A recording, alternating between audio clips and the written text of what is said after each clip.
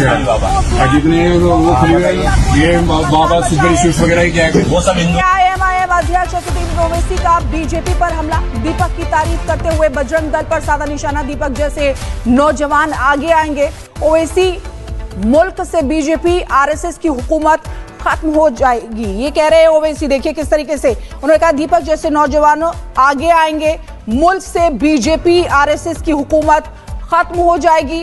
ये बड़ी खबर आपको बता रहे हैं। कोटद्वार में मोहम्मद दीपक को लेकर घमासान मचा हुआ है। एआईएमआईएम अध्यक्ष असदुद्दीन ओवैसी ने बीजेपी पर हमला बोला है। उन्होंने दीपक की तारीफ करते हुए बजरंग दल पर निशाना साधा है। ये बड़ी खबर आपको बता रहे हैं। दीपक जैसे नौजवान आगे आएंगे, ये भी ओवैसी कहते हुए नजर आ रहे हैं। मुल्क से बीजेपी आरएसएस की हुकूमत खत्म हो जाएगी, ये भी उन्होंने बोला है। आप करता हूं दीपक कुमार को कि उसने उस 70 साल के बूढ़े वकील अहमद की हिम्मत और उनके साथ खड़ा हो गया। यही भारत है। अगर इस तरह के दीपक कुमार के नाम के हमारे हिंदू नौजवान आगे आ जाएंगे तो इस मुल्क से बीजेपी आरएसएस की हुकूमत खत्म हो जाएगी। मैं सलाम करता हूं दीपक कुमार को कि उसने उस 70 साल के बूढ़े वकील अहमद की हिम्मत और उनके साथ खड़ा हो गया। यही भारत है। अगर इस तरह के दीपक कुमार के नाम के हमारे हिंदू नौजवान आगे आ जाएंगे तो इस मुल्क से बीजेपी आरएसएस की हुकूमत खत्म हो जाएगी।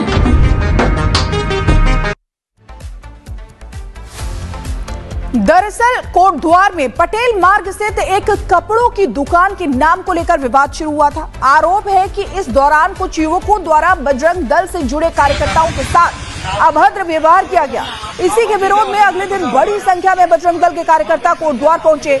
दूसरे जिलों से आए कार्यकर्ताओं ने पहले शहर में जुलूस निकाला और फिर मालवीय उद्यान में एकत्रित होकर प्रदर्शन भी किया। इसके बाद प्रदर्शनकारी उस युवक के जिम के बाहर भी पहुंच गए, जहां माहौल काफी तनावपूर्ण हो गया। बजरंग दल के कार्यकर्ताओं को वहां से हटाने के लिए पुलिस को काफी मशक्कत करनी पड़ी और अतिरिक्त बल तैनात करना पड़ा, जो 2 दिनों में अलग अलग घटनाओं के बाद बड़ा रूप ले चुका है। पहले दिन जहां मामला कथित बदसलूकी और विरोध प्रदर्शन तक सीमित रहा, वहीं दूसरे दिन ये विवाद पुलिस कार्रवाई, एफआईआर और प्रशासन की सख्ती तक पहुंच गया। हालात को देखते हुए पुलिस पूरे मामले पर कड़ी नजर भी बनाए हुए है। तो आपको बता दें कि कोटद्वार में पटेल मार्ग पर एक कपड़ों की दुकान के नाम को लेकर यह विवाद दरअसल शुरू हुआ था और यह आरोप लगाया गया है कि इस दौरान कुछ युवकों की तरफ से बजरंग दल से जुड़े कार्यकर्ताओं के साथ अभद्र व्यवहार किया गया।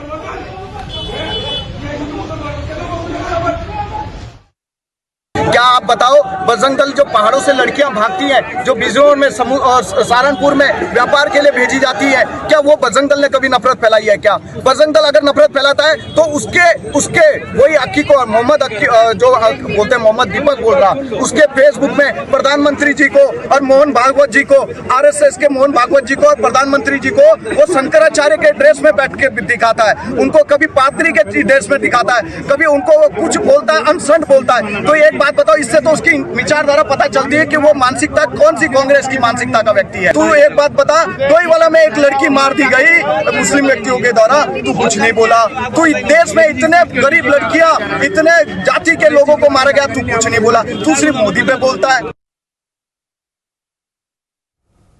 तो देखिए किस तरीके से दुकान को लेकर ये पूरा हंगामा मचा हुआ था, जिनकी तस्वीरें आपको बता रहे हैं। अब आपको बताते हैं कि जो कोटद्वार के एसएसपी हैं चंद्रमोहन सिंह, उनका इस मामले पर क्या कहना है। मीडिया पर कुछ लोग भ्रामक तथ्य प्रचारित प्रसारित कर रहे हैं, तो सभी से मेरा निवेदन है कि इस तरह से किसी भी तरह के बहकाव में ना आए और शांति व्यवस्था बनाए रखें और किसी को भी मतलब इस तरह से गलत तथ्यों को प्रचारित प्रसारित करने का कोई अधिकार नहीं है। और अब हम लोग सोशल मीडिया पर भी मॉनिटरिंग कर रहे हैं। ऐसे जो भी लोग गलत तथ्यों को करेंगे और जिससे यहाँ पर जो माहौल ख़राब होने की कोई आशंका होगी तो उनके खिलाफ भी हम कार्रवाई करेंगे।